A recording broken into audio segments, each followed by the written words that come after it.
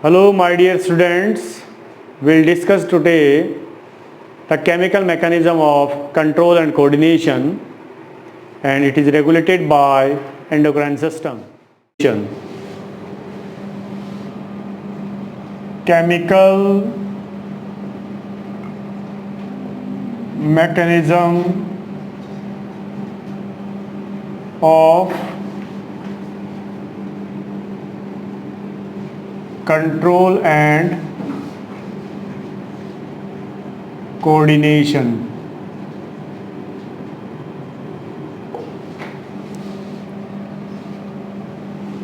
The chemical mechanism of control and coordination,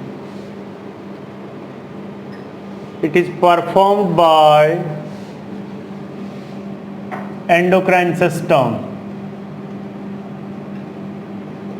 The chemical mechanism of control and coordination is performed by endocrine system, or that is also the hormonal system.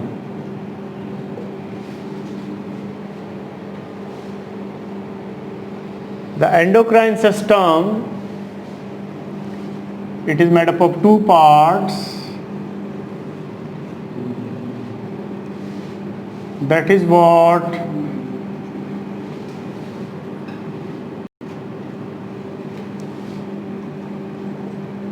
endocrine glands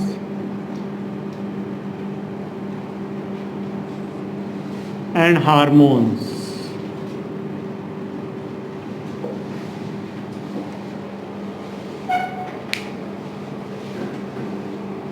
Endocrine glands, the glands which pour their secretion directly into the blood are the endocrine glands. The endocrine glands, they pour their secretion directly into the blood are the endocrine glands. These glands are not having the ducts or the tubes, so they are also known as tubeless glands or ductless glands. They are also known as tubeless glands or ductless glands.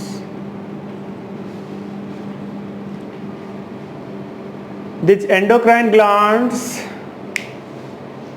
they secrete the hormones directly into the blood, and hormones, they controls our various biological and physiological functions. तो अभी मैं आपके screen पे share कर रहा हूँ the characteristics of the hormones. We'll discuss the characteristics of the hormones. Hormones, these are the chemical substances. They are released in very trace amount, very little amount by the endocrine glands. And the hormones, they regulate our body functions. Hormones की पहली characteristic है, they are released by endocrine glands directly into the blood, and through the blood the hormones are transported to the required body organ, that is what the target organ. अभी screen के पर share हो रहे हैं, तो मैं सारे चाह रहा हूँ कि सारे पॉइंट्स को आपको डिटेल में 1 बाय 1 करवाऊँ।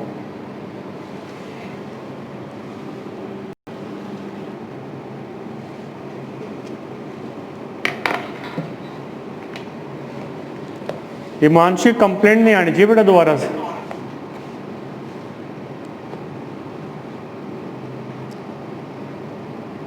ये तेरे को लास्ट वार्निंग है, अगर कल the characteristics of the hormones, पहली कैरेक्टरिस्टिक है hormones are secreted by ductless glands और एंडोक्राइन ग्लैंड्स। ये पॉइंट आप सबको क्लियर हो गया होगा, that these are the chemical substances, they are released by tubeless glands or the ductless glands. Second point है, these are produced in one organ and influence the functioning of the other organ called target organ. इस point का meaning ये हुआ बेटा कि hormones are secreted into the blood by a particular gland.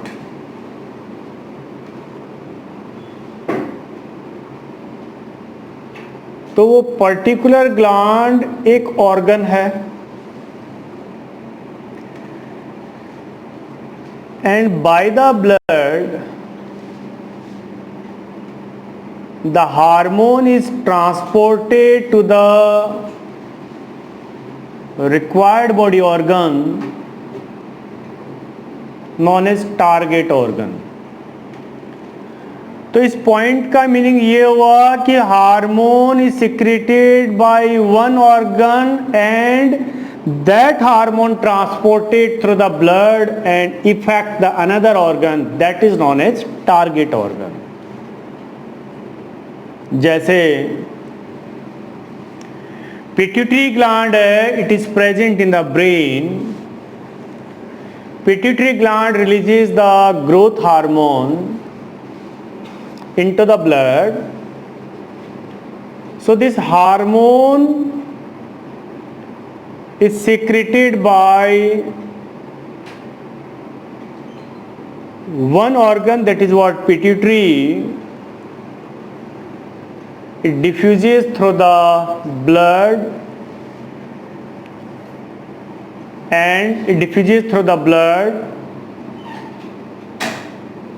और effect करेगा other organ पे।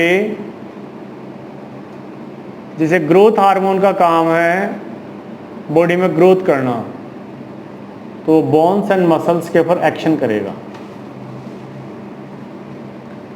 Point third, a very small amount of hormones is produced and these are destroyed soon after their action. ये जो hormones है, they are released in a very trace amount and when their action is over they are destroyed. अब question है, the hormones which are destroyed वो जाएंगे कहाँ पे? So the hormones which are destroyed वो बॉडी के अंदर एक मेटाबॉलिक वेस्ट है। They are transported by the blood and carried to the kidneys. Kidneys हमारे ब्लड को फिल्टर करती है और हार्मोन्स को बॉडी से बाहर निकाल देगी। Point 4, these act as chemical messengers and triggers specific chemical and physiological processes of target cells or the organs. They are the specific chemical messengers. एक पर्टिकुलर फंक्शन के लिए एक पर्टिकुलर हार्मोन है and they trigger specific chemical and physiological process. Trigger का मतलब accelerate करना, बढ़ाना, increase करना। तो हमारी बॉडी के अंदर जो भी केमिकल प्रोसेस है या फिजियोलॉजिकल प्रोसेस है बॉडी की मैकेनिज्म के लिए, उनको एक particular specific chemical and physiological process के लिए एक पर्टिकुलर हार्मोन है। Next point, these act slowly as they reach the target sites through blood. However, adrenaline is an exception. The activity of the hormones is slow. भाई हमारे दाढ़ी और मूछें आती हैं तो वो हार्मोन्स के अंदर आती है, हार्मोन्स के कारण आती है। गर्ल्स एंड बॉयज़ के अंदर आफ्टर ए सर्टेन एज, 10-12 साल की एज के बाद में जो भी चेंज आता है तो एकदम से चेंज तो नहीं आता है, धीरे धीरे धीरे धीरे धीरे धीरे। एक साल के अंदर कुछ चेंज होता है, दूसरे साल में कुछ वो चेंज होता है, तीसरे साल में कुछ चेंज होता है, तो धीरे धीरे धीरे चेंजेज आते हैं। वो सब हार्मोन्स के कारण हैं। ऐसा नहीं कि रात को तो साहिल सोया था कि सर रात को तो मेरे मूछें नहीं थी, सुबह उठा तो मेरे नथुलाल की सी मूछें उग गई।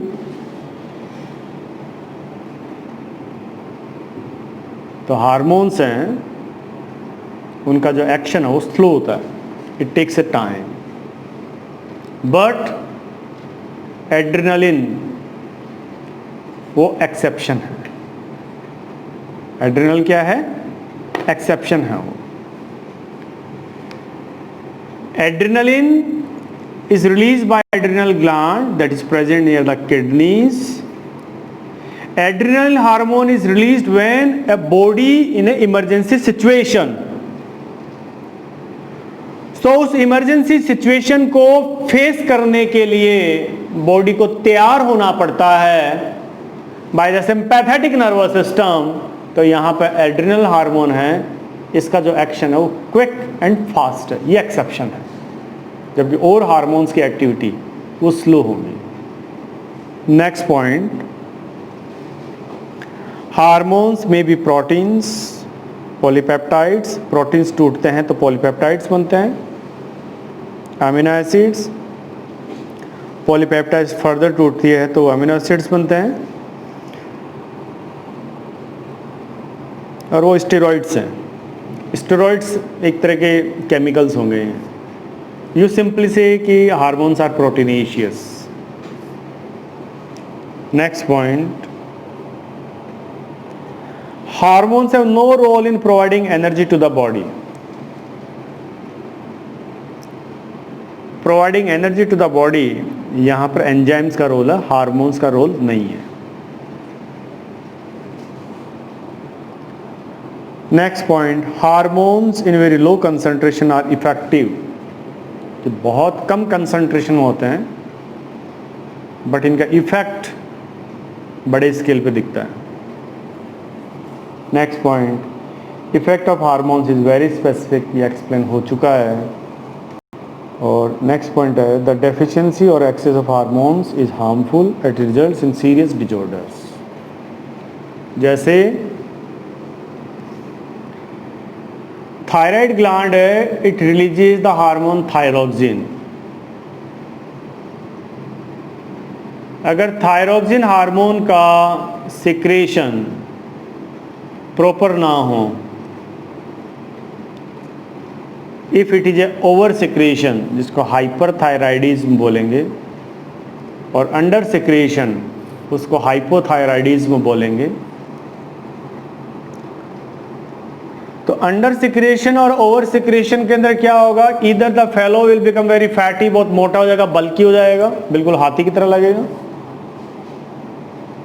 और या इतना पतला हो जाएगा कि तूफान आ गया तो हवा के साथ में उड़ ही जाएगा।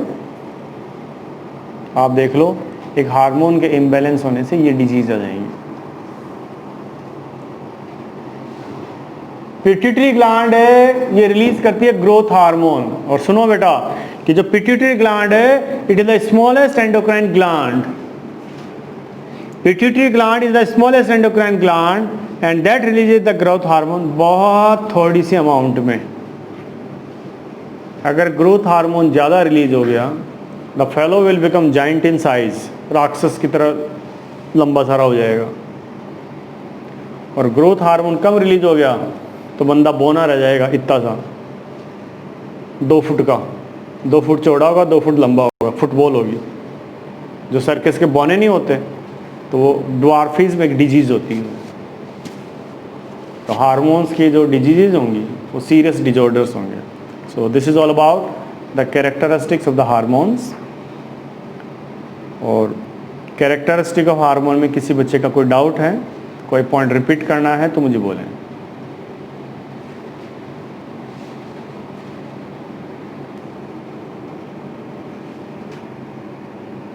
रिपीट करने के लिए बोल रहा है।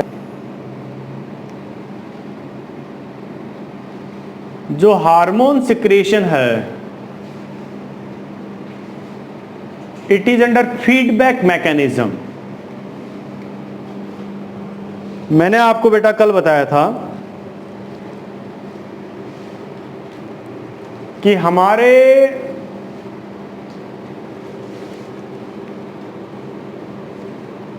बॉडी के अंदर, ब्रेन के अंदर हाइपोथैलेमस है। Hypothalamus is the part of nervous mechanism, but hypothalamus है वो हमारे कंप्लीट एंडोक्राइन सिस्टम को कंट्रोल करता है।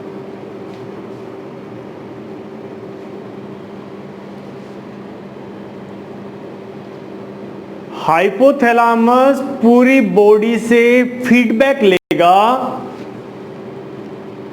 कि हार्मोन का सिक्रेशन वो बैलेंस्ड है या अनबैलेंस्ड है। फीडबैक लेके फिर जजमेंट लेके हाइपोथैलेमस पिट्यूटरी ग्लैंड को इंस्ट्रक्शन देता है, और pituitary gland it controls the activities of all other endocrine glands. That's why pituitary gland is known as master gland in a human body, although pituitary gland is the smallest endocrine gland. So we'll discuss now what is feedback mechanism and how the feedback mechanism operates.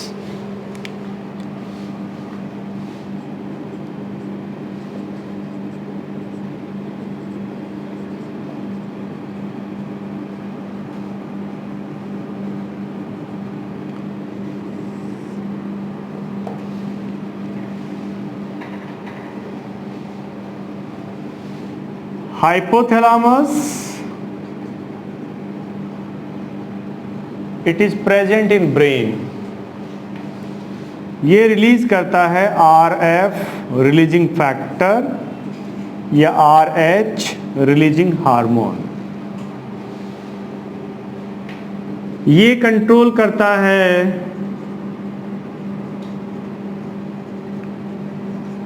Pituitary gland को, और pituitary gland it is the master gland in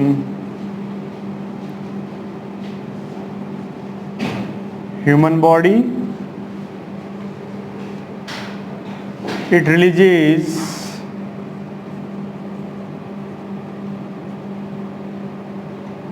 stimulating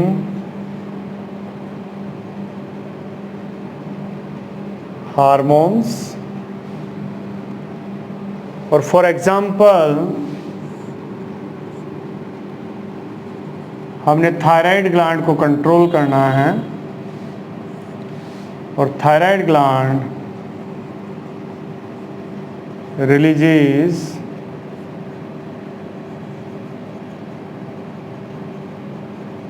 thyroxine hormone. It releases thyroxine hormone.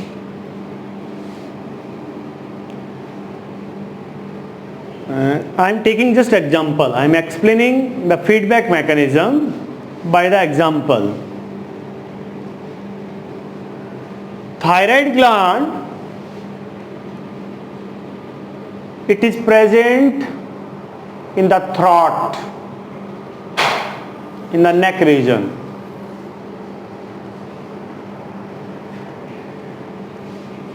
And thyroid gland release करती है hormone thyroxine. Hormone thyroxine is required for carbohydrates, fats and protein metabolism. हमने खाना खाया, खाना digest होता है, digested food absorb होता है, अब्जॉर्ब होने के बाद में एसिमिलेशन होता है. एसिमिलेशन का मतलब है कि जो खाना पचा हुआ है उसका बॉडी में लगना, उसको कहेंगे एसिमिलेशन. बॉडी के अंदर थायरोक्सिन हार्मोन की कमी हो गई मान लो, और थायरोक्सिन हार्मोन की कमी होगी तो उस प्रॉब्लम को कहेंगे hypothyroidism. Hypothyroidism. This is under secretion. This is under secretion.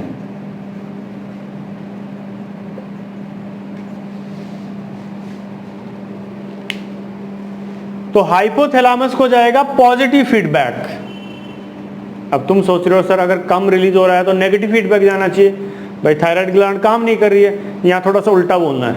Teacher काम ज़्यादा करता है तो कहते हैं उसका पॉजिटिव फीडबैक गया है, और टीचर सही काम नहीं करता है तो क्या बोलते हैं कि उसका नेगेटिव फीडबैक गया है. यहाँ पर पॉजिटिव फीडबैक का मीनिंग है कि हाइपोथैलेमस के पास इंस्ट्रक्शन जाता है कि थायरोक्सिन हार्मोन के सिक्रेशन को बढ़ाओ, उसको इंक्रीज करवाओ. तो क्या होगा? Hypothalamus will increase the secretion of RF.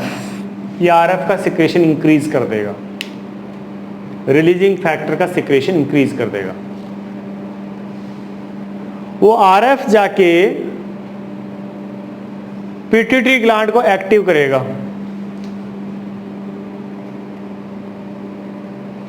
Pituitary gland है वो एक्टिव हो जाएगी. ऐसा समझ लो कि हमारी बॉडी है एक स्कूल कैंपस है. हाइपोथैलेमस स्कूल का डायरेक्टर है, पिट्यूटरी ग्लैंड स्कूल की प्रिंसिपल है, और थायराइड ग्लैंड है, पीनियल ग्लैंड है, थाइमस है, एड्रिनल ग्लैंड है, पैंक्रियाज है, टेस्टिस है, ओवरीज हैं. ये सब टीचर्स हैं. कोई साइंस का टीचर है, कोई एसएस का टीचर है, कोई मैथ्स का टीचर है, कोई इंग्लिश का टीचर है, कोई हिंदी का टीचर है, कोई म्यूजिक का टीचर है. ठीक है, सब अलग अलग टीचर्स हैं. थायराइड ग्लैंड मान लो साइंस टीचर है. थायराइड ग्लैंड थायरोक्सिन हार्मोन का सिक्रेशन कम कर रही है, तो हाइपोथैलेमस के पास में जाएगा पॉजिटिव फीडबैक कि भाई थायरोक्सिन हार्मोन का सिक्रेशन कम हो रहा है, उसको इंक्रीज करवाओ. हाइपोथैलेमस क्या करेगा? ये आरएफ का सिक्रेशन इंक्रीज कर देगा.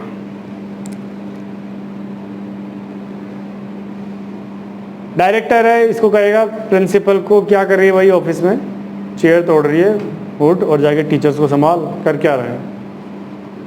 तो हाइपोथैलेमस है वो आरएफ का सिक्रेशन इंक्रीज कर देगा.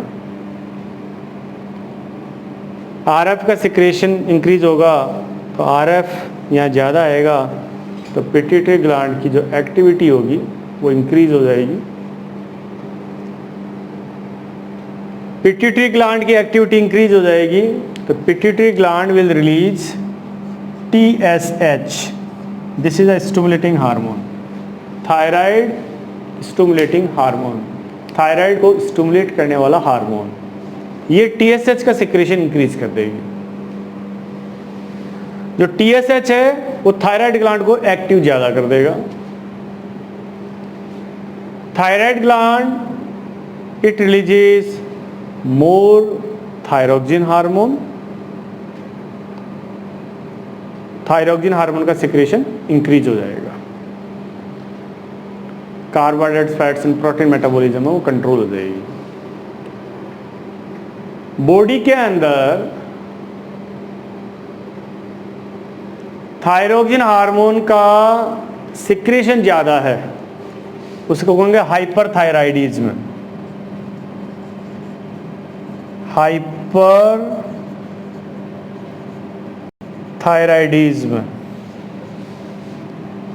इसे कहेंगे over secretion. This is over secretion. Body के अंदर थायरोक्सिन हार्मोन का सिक्रेशन ज़्यादा हो गया, दैट इज हाइपरथायराइडिज्म और ओवर सिक्रेशन। ओवर सिक्रेशन होगा तो हाइपोथैलेमस के पास जाएगा नेगेटिव फीडबैक, भाई सिक्रेशन को कम करवाओ। तो हाइपोथैलेमस क्या करेगा, आरएफ का सिक्रेशन डिक्रीज कर देगा। जब आरएफ का सिक्रेशन डिक्रीज करेगा तो वो पिट्यूटरी ग्लैंड की एक्टिविटी को स्लो कर देगा। पिट्यूटरी ग्लैंड की एक्टिविटी को स्लो करेगा तो पिट्यूटरी ग्लैंड टीएसएच का सिक्रेशन कम कर देगी। टीएसएच का सिक्रेशन कम होगा तो थायराइड ग्लैंड है उसकी एक्टिविटी ऑटोमेटिकली डाउन पड़ जाएगी। उसकी एक्टिविटी डाउन पड़ेगी तो थायरोक्सिन हार्मोन का सिक्रेशन डाउन हो जाएगा, हार्मोन का सिक्रेशन बैलेंस हो जाएगा। This is feedback mechanism. फिर से मैं रिपीट कर रहा हूं कि बॉडी के अंदर थायरोक्सिन हार्मोन का सिक्रेशन कम है, अंडर सिक्रेशन है, तो इसको कहेंगे hypothyroidism, that is under secretion. ये मैसेज आता है हाइपोथैलेमस के अंदर एज ए पॉजिटिव फीडबैक कि बॉडी के अंदर हार्मोन का सिक्रेशन कम है, तो हाइपोथैलेमस है उसकी एक्टिविटी इंक्रीज हो जाएगी। हाइपोथैलेमस आरएफ का सिक्रेशन इंक्रीज कर देगा। आरएफ का सिक्रेशन ज़्यादा इंक्रीज होगा तो आरएफ पिट्यूटरी ग्लैंड को ज़्यादा एक्टिव कर देगा। पिट्यूटरी ग्लैंड है टीएसएच का सिक्रेशन बढ़ा देगी। टीएसएच का सिक्रेशन ज़्यादा होगा तो वो थायराइड ग्लैंड को ज़्यादा एक्टिव करेगा और थायरोक्सिन हार्मोन का सिक्रेशन इंक्रीज हो जाएगा to reach the optimum level of hormone जितना चाहिए। ओके, बॉडी के अंदर थायरोक्सिन का सिक्रेशन ज़्यादा हो रहा है,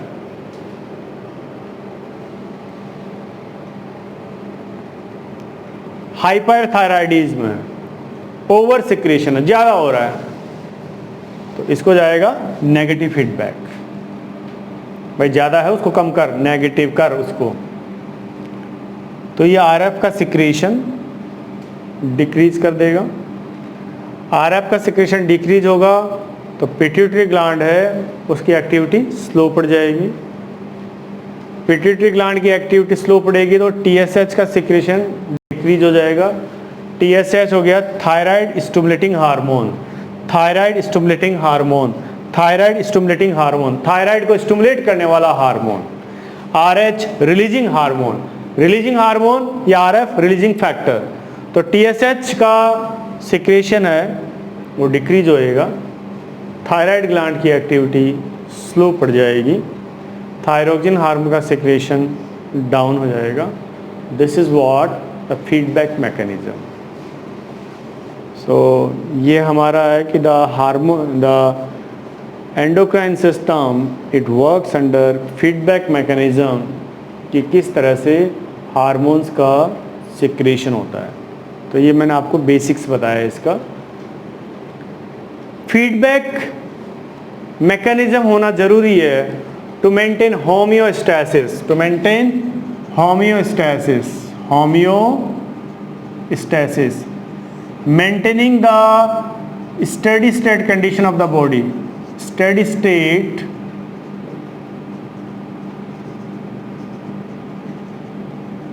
condition of body, that is known as homeostasis.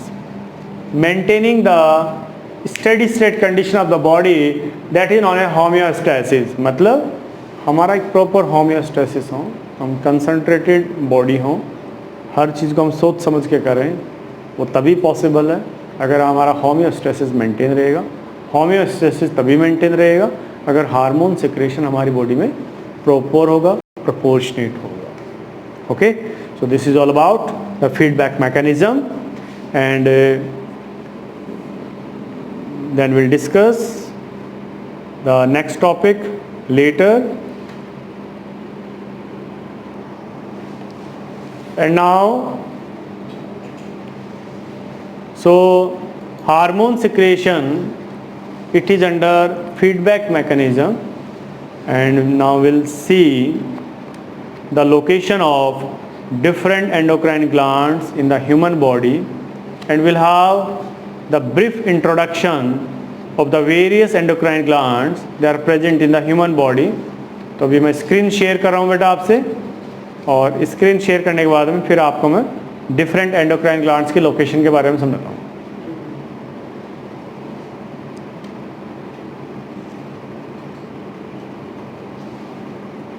तो आप देखें, we have the different endocrine glands.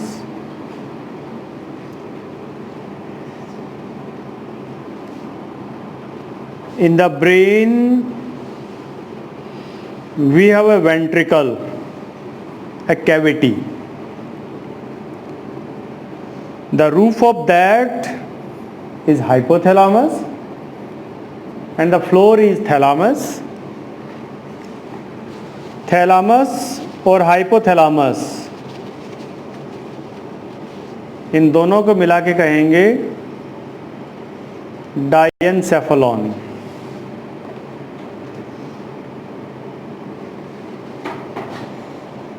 Hypothalamus क्या है? It is present in the brain, it controls और कंप्लीट एंडोक्राइन सिस्टम। जबकि हाइपोथैलेमस का दूसरा फंक्शन है in the neural mechanism, it controls और बिहेवियर पैटर्न्स, ये हमारे बिहेवियर पैटर्न्स को कंट्रोल करता है। देन हाइपोथैलेमस के पास में we have the pituitary gland. Pituitary gland is known as master gland in the human body because it controls the activities of all other endocrine glands. That's why this is known as master gland in the human body. Pituitary gland controls the activities of all other endocrine glands by the secretion of stimulating hormones. For example, thyroid को stimulate करने वाला TSH hormone, thyroid stimulating hormone. So that's why this is known as master gland in a human body. It is the smallest endocrine gland.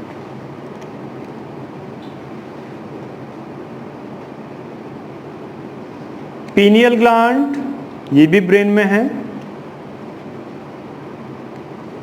ये melatonin hormone को release करती है.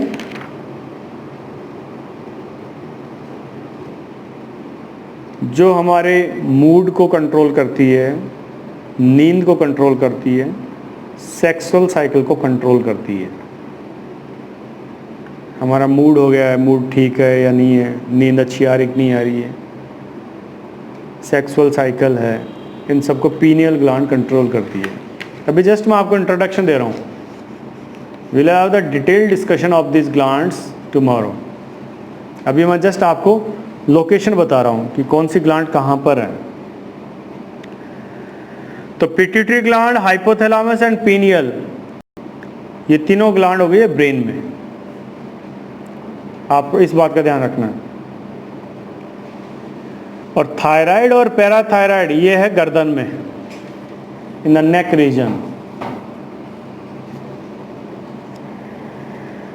Thyroid gland secretes the thyroxine hormone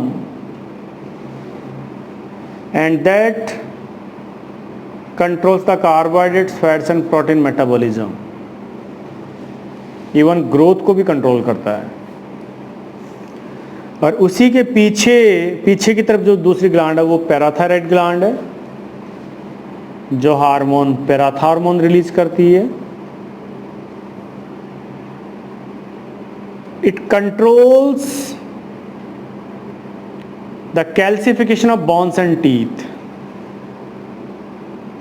कि हमारी जो bones है, teeth है, उनके अंदर कैल्सिफिकेशन को कंट्रोल करते हैं, मतलब कैल्शियम फास्फोरस के डिपोजिशन को कंट्रोल करती है पैराथार्मोन। और parathormone is release by parathyroid gland. हम ये कहेंगे दांत और हड्डियों की शेप, बनावट, उनकी मजबूती, उसको पैराथायराइड ग्लैंड कंट्रोल करती है। आपकी जो दांत और हड्डियां हैं उनको कंट्रोल करता है पैराथायराइड। खाना खाना, लगना और पचना, बॉडी में ग्रोथ होना, वो थायराइड का काम है। कितने मोटे हो, पतले हो, ये थायराइड कंट्रोल करती है। पीनियल ग्लैंड है, आपके मूड को कंट्रोल करती है, आपकी नींद को कंट्रोल करती है, आपकी सेक्सुअल साइकिल को कंट्रोल करती है। हाइपोथैलेमस पूरे एंडोक्राइन सिस्टम को कंट्रोल करता है। पिट्यूटरी ग्लैंड सारी एंडोक्राइन ग्लैंड्स को कंट्रोल करती है। अब आ जाओ थाइमस, जो लंग्स के बीच में है।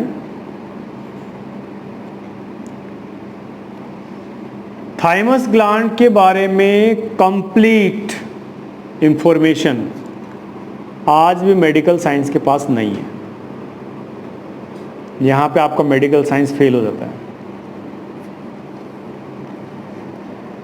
लेकिन थाइमस ग्लैंड है,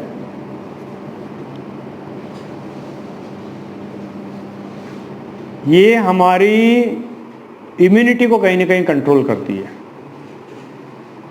ये एक हार्मोन रिलीज करती है थाइमोसिन, और वो क्या करता है कि जो इन्फेक्टिंग माइक्रोब्स है, एलर्जी है, उन सब से हमारे बॉडी को प्रोटेक्ट करता है। तो हम ये कहेंगे ओवरऑल जो थाइमस ग्लैंड का अभी तक जो रिसर्च में रिजल्ट निकला है वो ये है कि ये हमारा इम्यूनिटी बूस्टर का काम करता है। अभी इम्यूनिटी बूस्टर का काम कैसे करता है कि the people they have regular walk, jogging, sports, exercise, yoga, उनका थाइमस ज़्यादा एक्टिव होता है, तो उन लोगों की जो इम्यूनिटी है वो ऑटोमेटिकली स्ट्रॉन्ग हो जाती है। आपका आपका एक कंप्लीट जो एंडोक्राइन सिस्टम है ये वेल मेंटेन रहेगा अगर आप रेगुलर एक्सरसाइज करते हैं। मतलब बॉडी आपकी हिलनी चाहिए, कभी भी कोई दिक्कत नहीं आएगी। You will feel very energetic.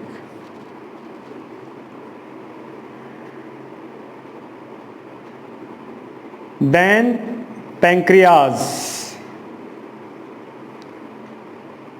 Pancreas वैसे तो डाइजेस्टिव सिस्टम का पार्ट है। It is the second largest digestive gland, but pancreas एक हेटेरोक्राइन ग्लैंड है। It is exocrine as well as endocrine in nature. Its exocrine part releases digestive juices. The digestive juices goes into the small intestine and brings the maximum digestion of food in the small intestine.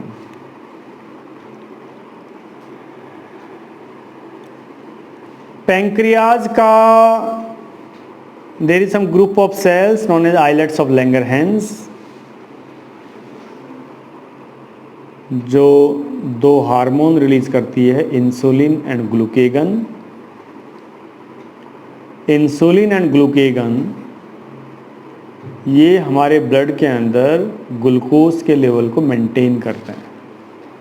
Insulin lowers the blood glucose level and glucagon increases the blood glucose level. When come to the adrenal glands, they are present near the kidneys. It releases hormone adrenaline. Hormone adrenaline is the emergency hormone. It prepares our body to face the emergency situation. That is by the sympathetic nervous system. That is the part of autonomic nervous system. मैं हर चीज़ को connect कर रहा हूँ बेटा. Then testis है वो human male में है, ओवरीज है ह्यूमन फीमेल में है. इनका डिटेल डिस्कशन होगा, that will be in the next class. Start करना है एंड करना. Okay, so this is the class today, my students.